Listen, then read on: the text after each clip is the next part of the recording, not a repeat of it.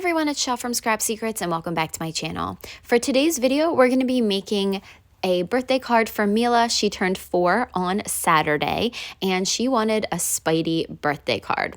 Oh, if I would have known before I made this that there are all kinds of Spider-Men now, I would have done a different color palette. But I was thinking the traditional Spider-Man from my childhood, and that's not the case anymore. There's a ghost Spider-Man, there's a Spider-Man that has a black suit, there's the original Spider-Man, the one the red, blue, and black that we knew.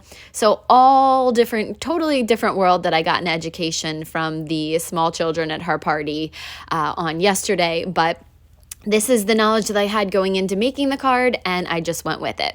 So the first thing that I did was I took some of that light kaolin clay, which is an anti-static powder that I spread all over the background of a 4 by 5.25 inch black piece of cardstock. Then I placed this stencil on top of it. This is a Sassy and Crafty stencil.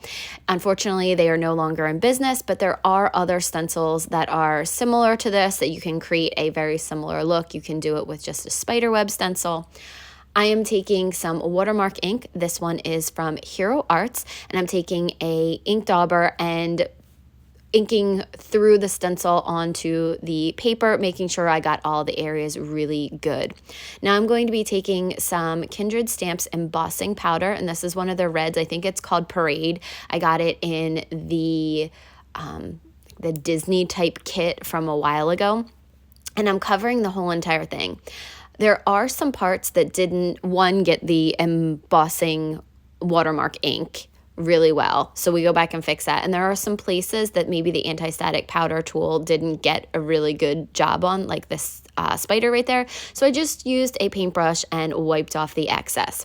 Now I'm going to use my Tim Holtz pick to hold the paper down into place. And this is my favorite part, is watching the embossing powder melt. So you can see here that it turns a darker red. I really liked the red that it was when it poured on, like that bright red. It actually looks brighter in person than it does on the camera. It was really hard to pick up because there's a sparkle in it, so it was really hard to pick up the true color on camera. So I go ahead and heat up the entire piece. So this did take a little while because there are some intricate pieces and it was the whole entire background. I wanted the spider webs to be black and the background, the other parts, to be red, like the open areas. So that's why I did it this way. I was trying to figure out how I was going to do it. And I don't traditionally heat set or emboss on black cardstock, and I kind of liked it.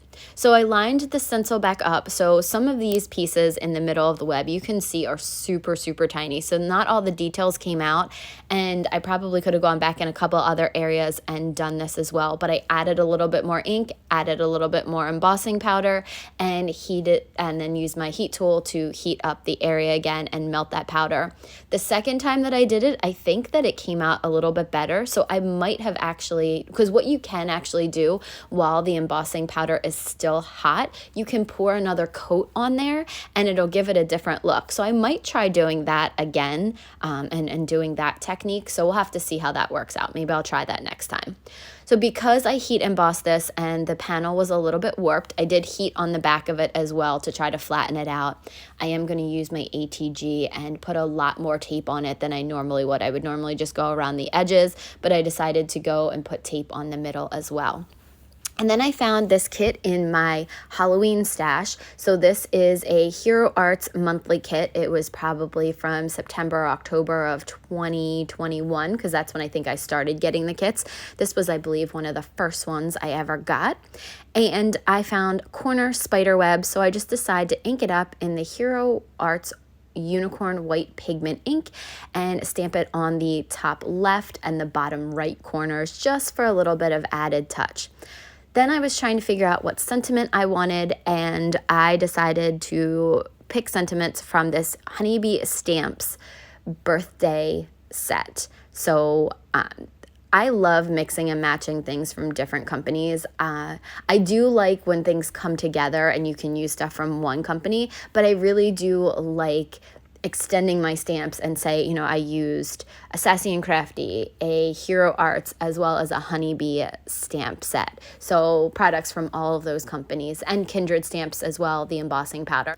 Mixing and matching is a fantastic way to extend the life of your products and to be able to use them more. I love doing that, so I try to do it as much as possible. So here I am stamping out the sentiment on the inside, and I decided to go with To the Birthday Girl from that Honeybee birthday stamp set.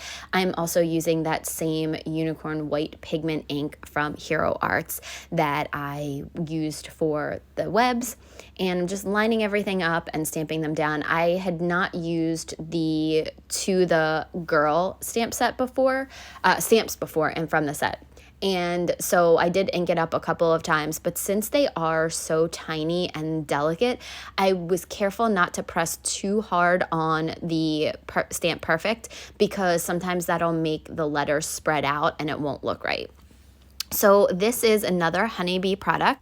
It's the Sugar Cookie Numbers, and I'm also going to be using the coordinating die set. So I'm inking it up in a Hero Arts mid-tone navy ink, and I decided I was going to use blue because I'm using a blue card base and I didn't use it anywhere else on the card. So I'm going to be brave and not use any washi tape because I couldn't find any on my desk, put the die on top of it and run it through my bitty buzz cutter from Honeybee Stamps, which I love for small dies, and cut it out. I'm going to grab some foam tape and put little pieces on the back of it to pop it up off the front to give it a little bit of dimension. And also, liquid glue sometimes has a hard time sticking to embossing powder, so I like to use one of the dry glues when I do adhere anything to the embossing powder.